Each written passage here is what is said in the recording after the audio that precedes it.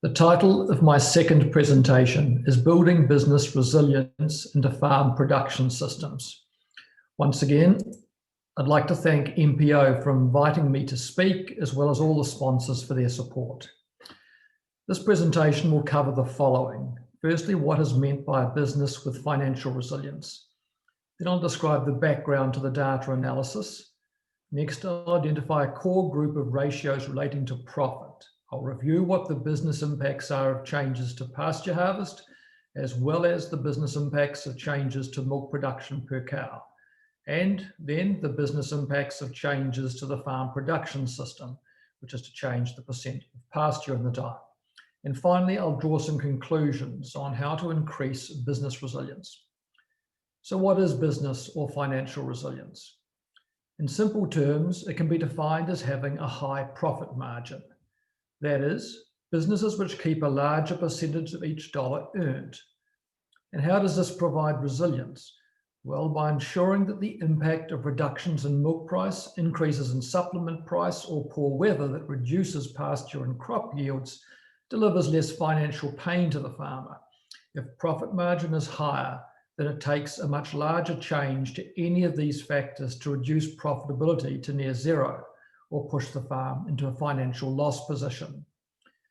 Given most farmers have little influence over the milk price they receive, other than by selecting their preferred milk buyer, the only way to secure a high profit margin is by ensuring the business has a low cost of production.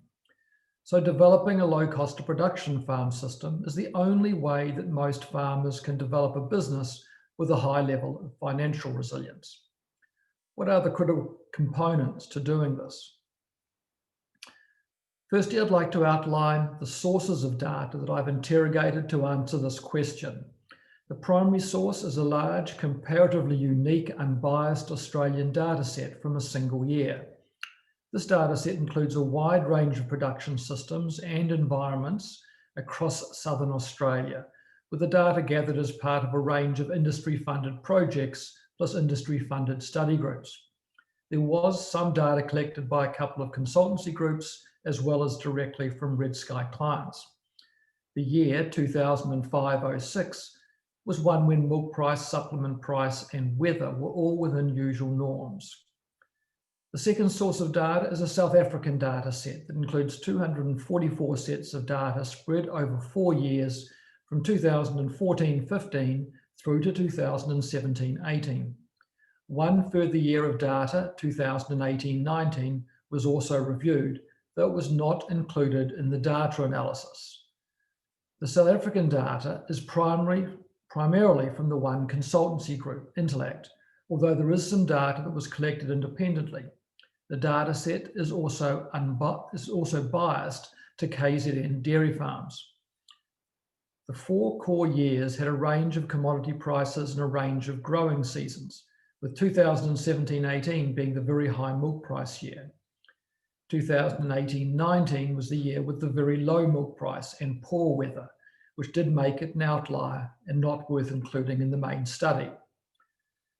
In the pursuit of determining what are the key ratios that correlate with profit, over 140 relationships were statistically reviewed for each country. All relationships of relevance will be discussed here and were published in my recent paper. No relationship of note has not been published. What is the basis of the statistical analysis? I'm going to be showing you a large number of graphs, which will have an equation, an R-squared value, and a p-value. All these graphs utilize US number format rather than South African number format. The R-squared value represents the proportion of the variation on the vertical axis that can be explained by the single factor on the horizontal axis. In this instance, 0,2 or 20% of the variation in return on capital or profitability can be explained by milk production per hectare. The R-squared value for farm data is unlikely to be very high, because even within a region, there are farms with different land capability, management capability, rainfall, stocking rate, and production system.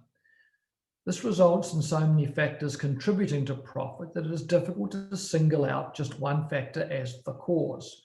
However, A low R-squared value does not mean that a relationship is not statistically significant or that it is not important to the level of profit on a farm or for the competitiveness of a dairy industry. The more important point is whether the underlying trend is strong and whether the association represents a causal relationship. Visually, this is seen in the graphs with a narrower shaded area around the trend lines, which relates to a lower p-value. The shaded area represents a 95% confidence interval. For an association between two variables, typically a p-value of less than 0.05 is used as a threshold to determine a statistical significance. That is, there is less than a 5% chance that the association has occurred due to random variation. The great majority of the graphs I will present have a p-value of less than 0.001, which means there was less than 1 chance in 1,000 this association has occurred by chance. This is despite an R-squared value of less than 0.5, which means the trend explains less than 50% of the variation, often substantially less. The following slides describe the key outcomes of all the analysis that identified and prioritized the key profit ratios. This is described in full within my recently published paper, presently in press, titled Key Determinants of Profit for Pasture-Based Dairy Farms. There is an additional unpublished addendum that compares all the published Australian data with the South African data. Both of these papers are presently available on the Red Sky website. Mark Neal, Dairy New Zealand's production system specialist, and Gonzalo Tunon, a colleague of mine from Argentina, assisted me with the data analysis. There would not be time today to fully describe all the key relationships relate to profit, so I'm going to work through this summary table with you. I have split these key ratios into primary ratios on the left and secondary or proxy ratios on the right. The primary ratios could be considered core to fully describing different aspects of a dairy business. So these are the ratios that ideally everyone should be monitoring. The secondary or proxy ratios describe a similar aspect of the business to the ratios listed to their left. All these ratios can be used for comparative analysis between farms. There are other important ratios such as return on equity or equity percentage that are specific to the individual business and not included in this presentation. All of the R-squared values are listed in the highlighted columns, with these confirming the proportion of the variation in profitability as defined by return on capital that can be explained by that factor. The left-hand column of R-squared values for primary ratios are ranked from highest to lowest. All of the p-values are listed in the highlighted columns, with these detailing the significance of the relationship. This confirms that for all of these ratios, there is less than 1 chance in 1,000 that the association with profit has occurred by chance. So all the trends being described are strong.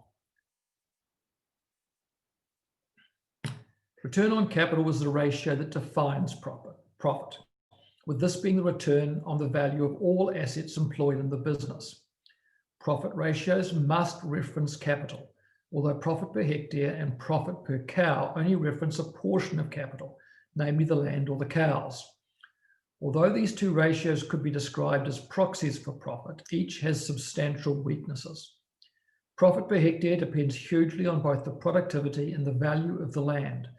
So the profit per hectare required to get, say, a 10% return on capital on irrigated land is very different to what we required on dry land, if this dry land has, say, half the potential pasture harvest of the irrigated land. Similarly, the size or capacity of the cows and the total value of farm assets being carried per cow will determine the profit per cow required to attain a specific return on capital. Profit margin ratios are particularly important for quantifying risk and describing how resilient a business is to changes in milk price, supplement price, or climatic conditions. Operating profit margin is the more complete measure, as it assesses the margin on every dollar earned as opposed to just the revenue from milk. Cost of production per litre and total expenses per litre are both excellent total cost measures. Cost of production is considered a more complete measure, as it includes revenue from livestock and other non-milk dairy sales, which offset the expenses associated with these non-milk sales revenue, resulting in a more correct cost of production for milk sales. This methodology allows cost of production per litre to be directly compared to milk price, with the difference being the profit margin prior to debt servicing or other investments.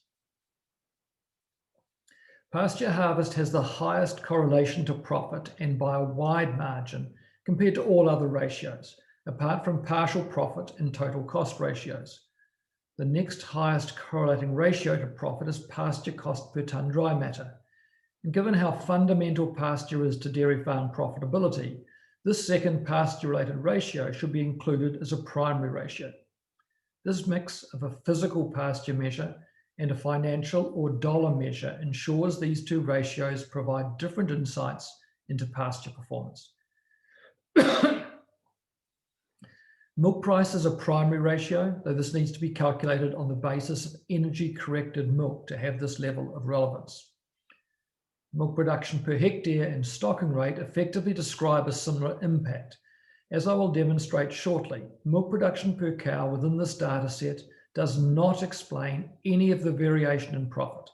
So all of the correlation of milk production per hectare with profit is driven by stocking rate. Supplement cost per litre, which includes concentrates and forages such as hay and silage, and total feed cost per litre, which also includes pasture, have similar correlations with profit. For pasture-based farms, there should already be a couple of ratios being used to monitor pasture production and cost, so it would be logical to use supplement cost per litre to focus on supplements. With feedlot farms, these two ratios would effectively be the same, so total feed cost per litre would be the better choice. This core per cow cost ratio was developed by Red Sky so that a group of costs related to the cows that do not include supplements or people, both of which require their own targeted ratios, could be monitored. Effectively, this provides an opportunity to monitor specific cow cost codes. There are a group of labour ratios that farmers can be encouraged to monitor in different countries, and hopefully these can now be ranked appropriately. The largest proportion of staff time in a dairy business is associated with cows, including milking, feeding, and caring for these cows. So the ratios with the strongest causal link to profit will be those referencing cows. The primary ratio is labour cost per cow, with the labour cost including the cost of management, including an imputed salary for owner-operators.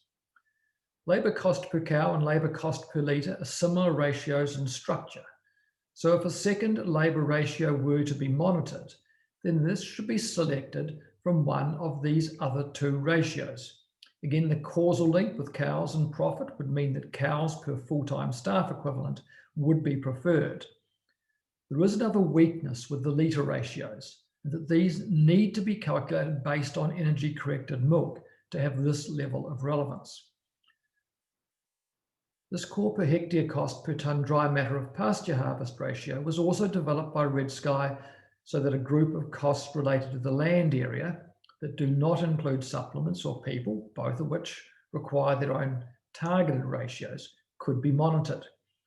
This ratio is the most relevant for determining performance of a dairy business in controlling farm area or hectare costs, which to be relevant and have significance needs to reference the amount of pasture harvested per hectare. Pasture as a percent of the cow's diet is the ratio that describes the farm production system being implemented. The relevance of this ratio we described in depth later in this presentation. Pasture consumed per cow is a similar ratio in most regards, though would be secondary to pasture as a percent of the diet.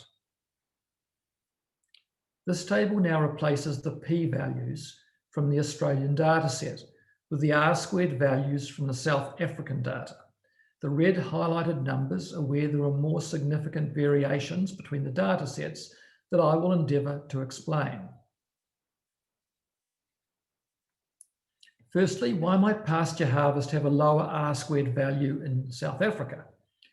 Some insight is provided by the higher R-squared values for irrigated and dryland pasture harvest.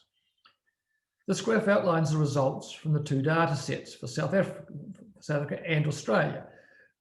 Pasture harvest is on the horizontal axis and return on capital is on the vertical axis. The trend lines are similar, though the R-squared value for South Africa in green is lower than for Australia in yellow or gold. These two graphs for South Africa show the separate relationships of pasture harvest to profit, with irrigated pasture harvest on the left and dryland on the right.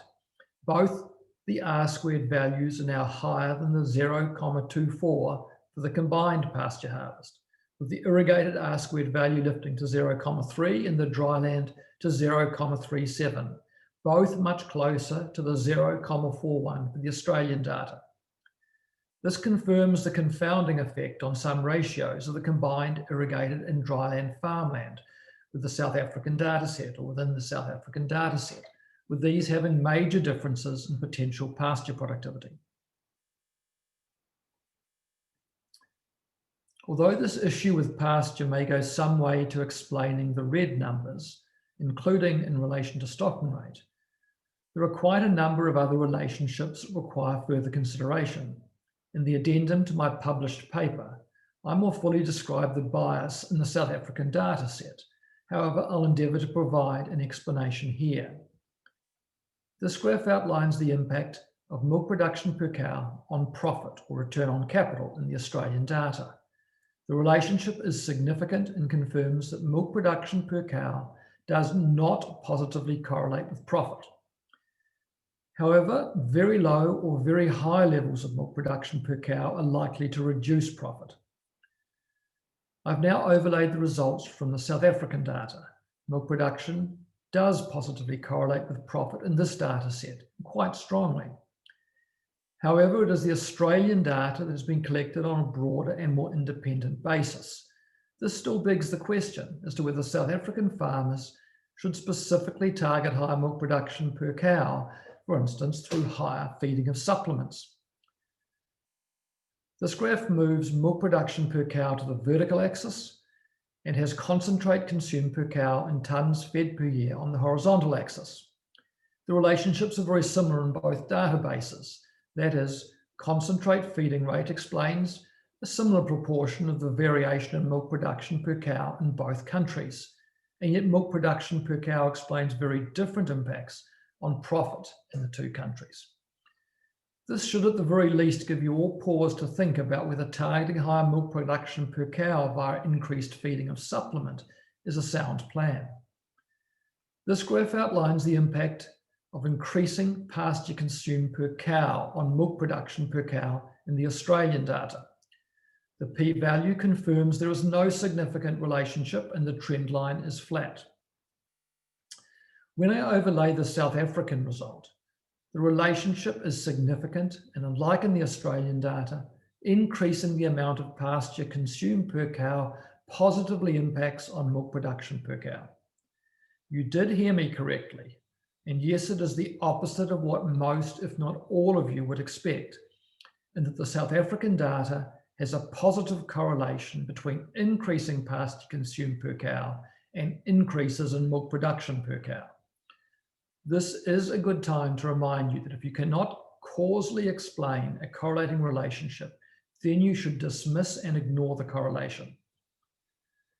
This graph outlines the impact of increasing pasture as a percent of the cow's diet on milk production per cow in the Australian data. The p-value confirms a significant relationship and the R-squared value is quite high. This relationship should sit more soundly and logically with you.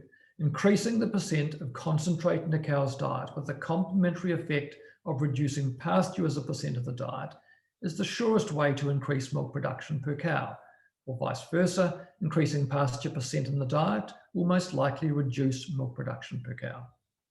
However, when the South African data is overlaid, the relationship is no longer significant, and unlike in the Australian data, increasing the percent of pasture in the diet has no impact on milk production per cow.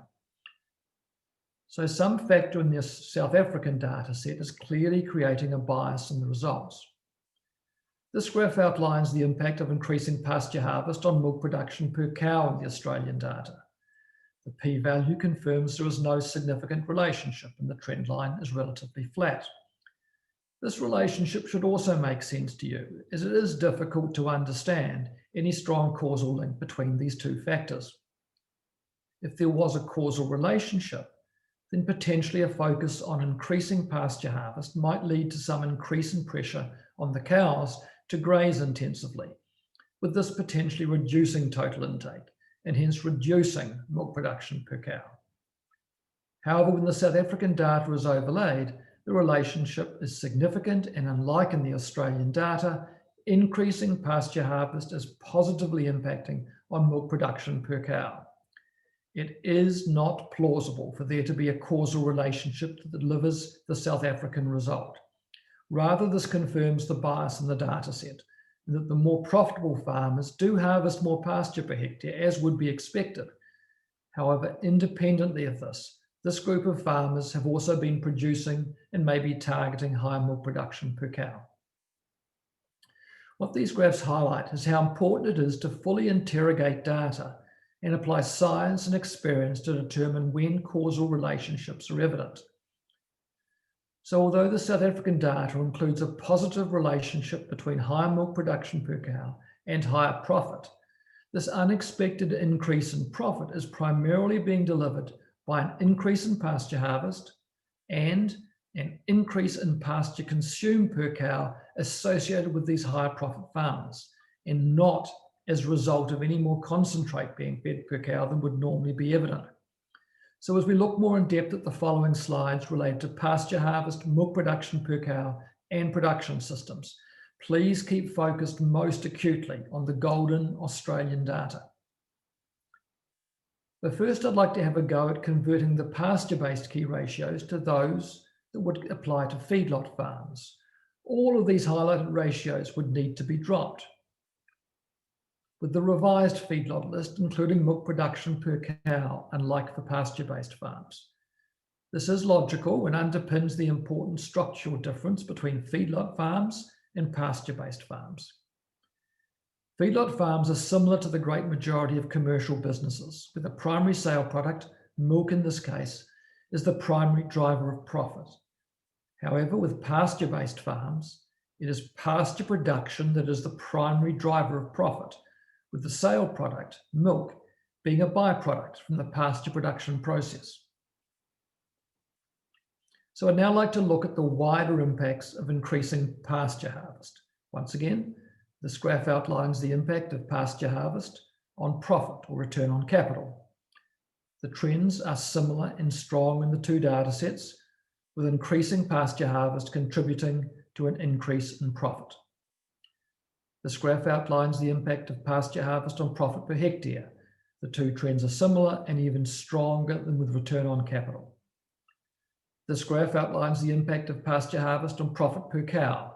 Again, the trends are similar and are really strong. I'm going to run through quite a lot of graphs and build them into groups of 4. As you can see, the impact of pasture harvest on return on capital, profit per hectare, and profit per cow is similar, with increasing pasture harvest significantly contributing to an increase in profitability. This graph outlines the impact of pasture harvest on cost of production per litre. The two trends are similar and strong, with increasing pasture harvest contributing to a decrease in cost of production. So these are the first 4 graphs. What else does pasture harvest influence? This graph moves pasture harvest to the vertical axis and has stocking rate in cows per hectare on the horizontal axis. The two trends are similar and strong, with increasing stocking rate significantly contributing to an increase in pasture harvest. This graph outlines the impact of pasture harvest on core per hectare cost per tonne dry matter of pasture. The trends are similar and strong, with increasing pasture harvest contributing to a decrease in core per hectare cost. This graph outlines the impact of pasture harvest on pasture cost per tonne dry matter. Once again, the two trends are similar and strong, with increasing pasture harvest contributing to a decrease in pasture cost per tonne. This graph outlines the impact of pasture harvest on supplement cost per litre. Again, the trends are similar and strong, with increasing pasture harvest contributing to a decrease in supplement cost per litre. These the second group of 4 graphs relating to pasture harvest. All of the trends are consistent and strong. What else does pasture harvest influence? This graph outlines the impact of pasture harvest on labour cost per cow. The trend is relatively strong in the Australian data, with increasing pasture harvest contributing to a decrease in labour cost per cow. There is not a similar trend in the South African data, with this primarily linked to the bias in the data. This graph outlines the impact of pasture harvest on core per cow cost. The trend is relatively strong in the Australian data, with increasing pasture harvest contributing to a decrease in core per cow cost. There is not a similar trend in the South African data.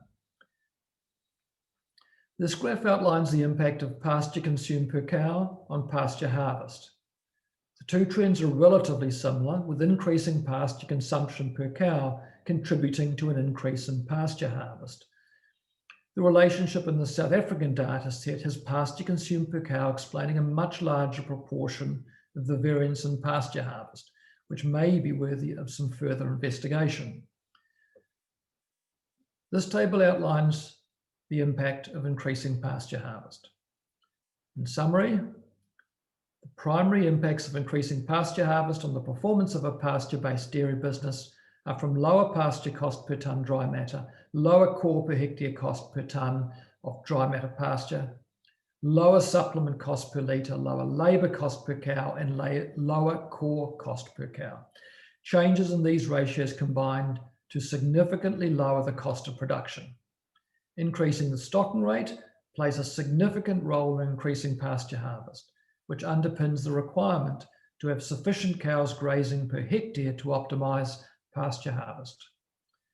This table now includes the South African R-squared values, with the red numbers being those where bias in the data is impacting on the result. Now I'd like to review the wider impacts of increasing milk production per cow. Once again, this graph outlines the impact of milk production per cow on profit or return on capital.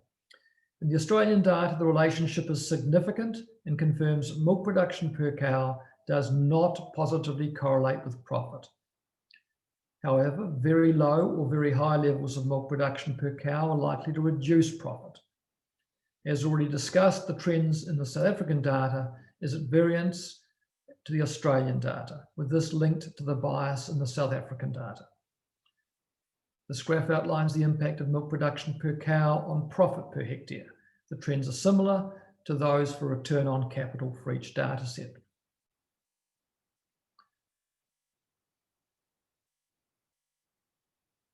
This graph outlines the impact of milk production per cow on profit per cow.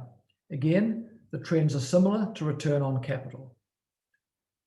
As you can see, the impacts of milk production per cow on return on capital, profit per hectare, and profit per cow is similar, with increasing milk production per cow, not positively impacting on profitability in the Australian data.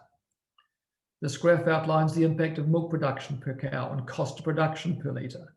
The trends appear quite similar in the two data sets, although the South African data has a significant relationship with milk production per cow, with this explaining a proportion of the variance in cost of production.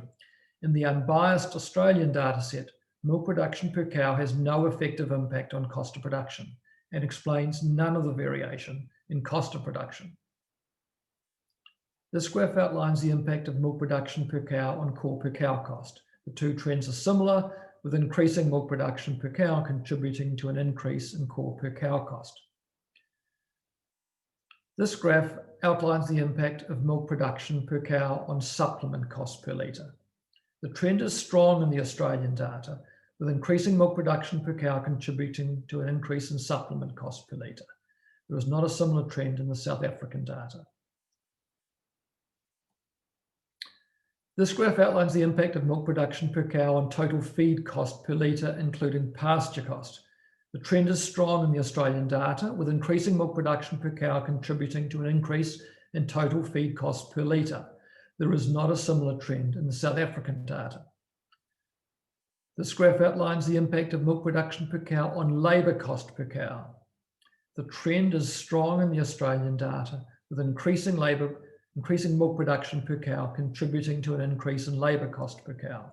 Once again, there was not a similar trend in the South African data. So these are the second set of 4 graphs. In the unbiased Australian data, the impact of increasing milk production per cow on increasing multiple cost centres is notable. This graph outlines the impact of milk production per cow on pasture cost per tonne dry matter. The trend is strong in the Australian data, with increasing milk production per cow contributing to an increase in pasture cost. Again, there is not a similar trend in the South African data. This graph outlines the impact of milk production per cow on core per hectare cost per tonne dry matter of pasture harvest. The trend is strong in the Australian data, with increasing milk production per cow contributing to an increase in core per hectare cost. There is not a similar trend in the South African data.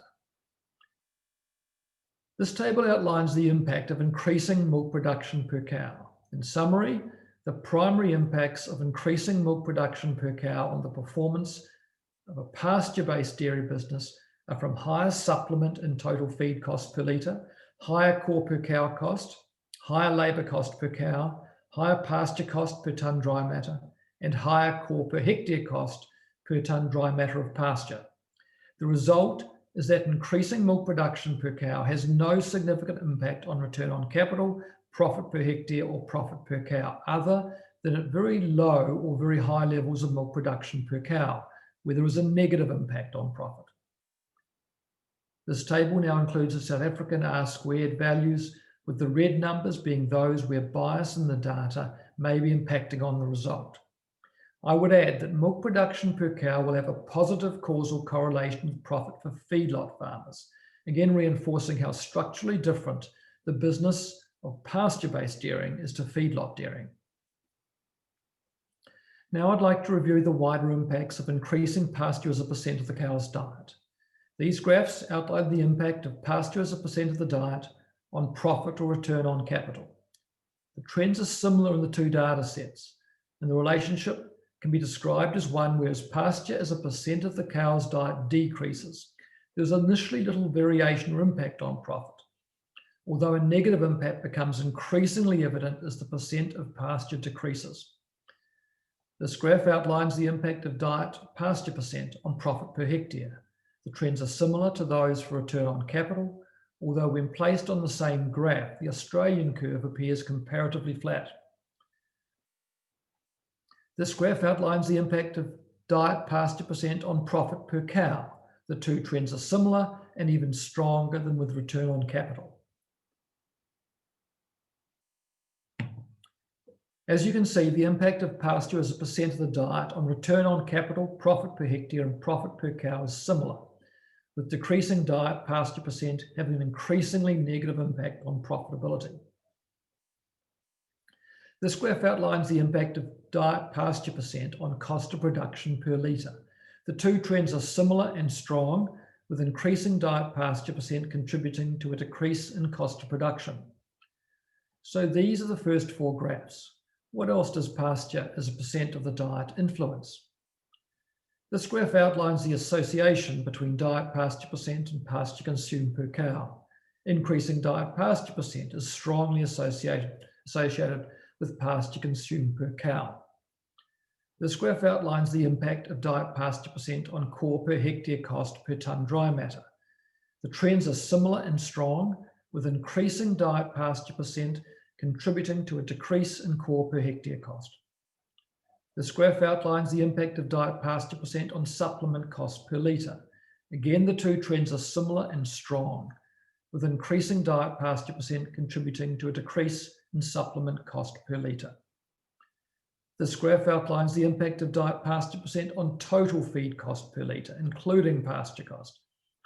The trends are similar and strong, with increasing diet pasture percent contributing to a decrease in total feed cost per litre. So these are the second set of 4 graphs. All of the trends are consistent and strong. What else does pasture as percent of the diet influence? This graph outlines the impact of diet pasture percent on pasture cost per tonne dry matter.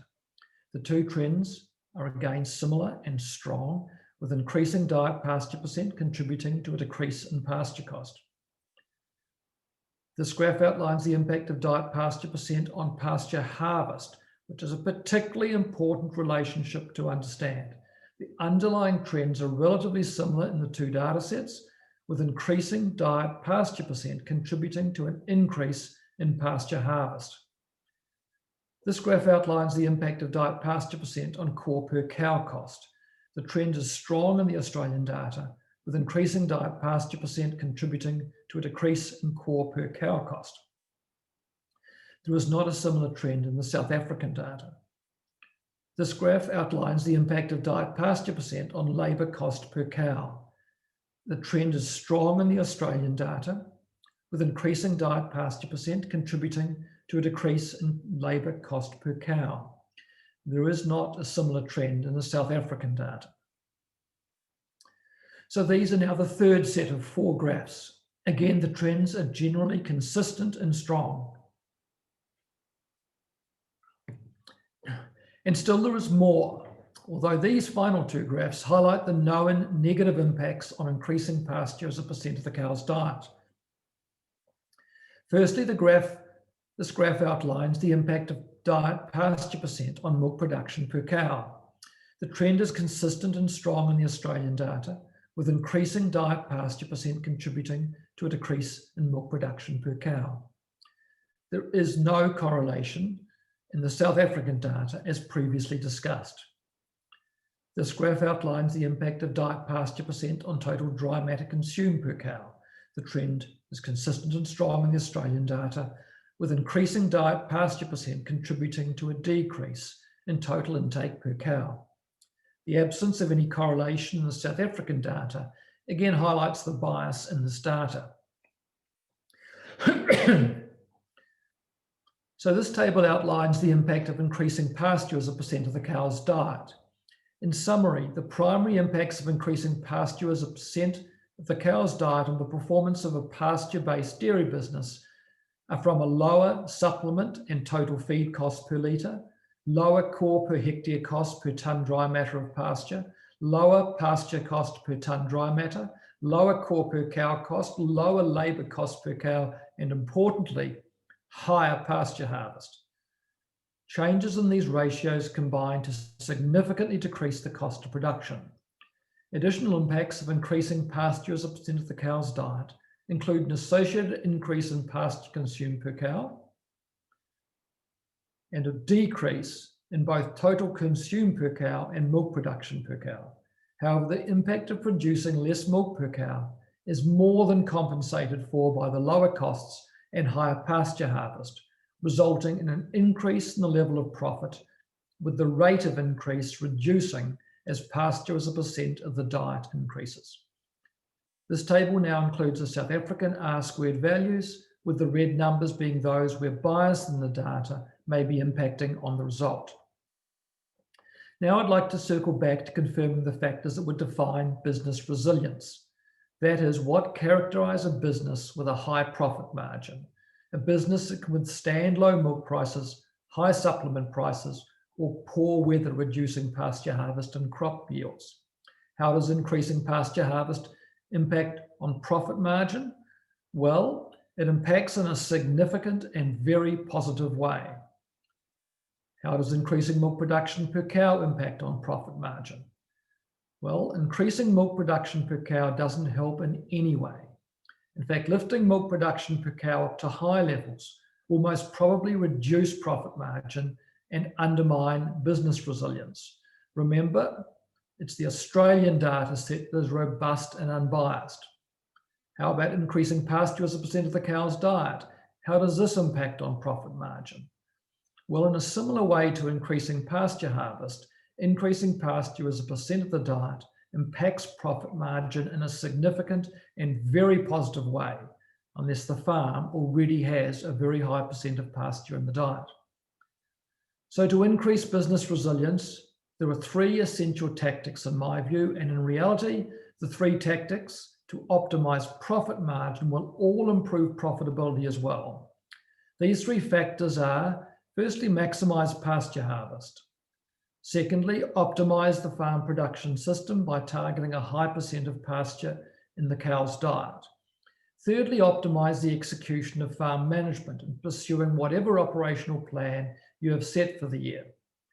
Although I don't have data to support this particular point, I would break it down into 3 factors, including aspiring to have the activities related to pasture the cows and other physical activities characterised as being the right action, first time and on time. The second factor would be to minimise every cost centre within the business wherever possible. And the third factor would be to minimise depreciation, not just by having vehicles, plant and machinery last for many years, but also critically to minimise herd depreciation by having cows that can survive in the herd for many years and then keeping these cows in the herd for many years. How might I reinterpret these 3 tactics for feedlot farmers? Firstly, optimise cow productivity, which includes milk production per cow for these businesses, but importantly also optimise reproduction and longevity. Secondly, optimise land productivity to reduce the cost of production of all supplements that are being grown by the business. And thirdly, just as with pasture-based businesses, optimise the execution of farm management in pursuing whatever operational plan you have set for the year.